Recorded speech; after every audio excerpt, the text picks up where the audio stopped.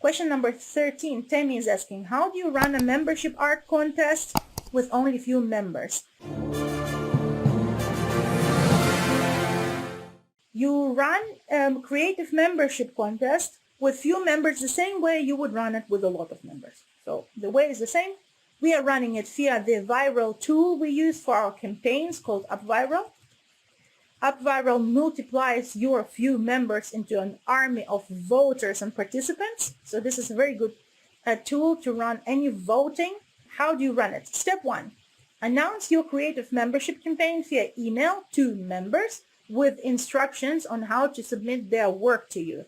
For example, by Google Forms, and in which format to submit their work to you. They have 14 days time to submit. This is step number 1. Step number 2, announce your creative membership campaign via email and social media to non-members with instructions how to become a creative member and on how to submit their work to you, for example, via Google Forms, and in which format to submit their work to you. Same here, they have 14 days to join and submit. Step number 3, you have 3 updates per week via email and social media on the status of the project. How many entries did you receive? How many new members do you have? How excited you are about announcing the result very soon?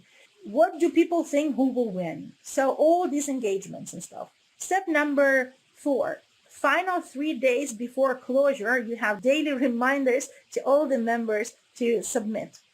Step number 5, you set up a viral voting campaign in our viral software.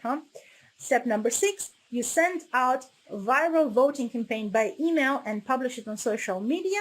You send daily reminders and voting takes place in 7 days. So they can vote for 7 days and the results will be announced 7 days later. Step 7, announcement winner with explanation what will happen next. Email to all participants who voted for the winning print to pre-order the product. This is step 7. Done. And then you fulfill, and then you fulfill.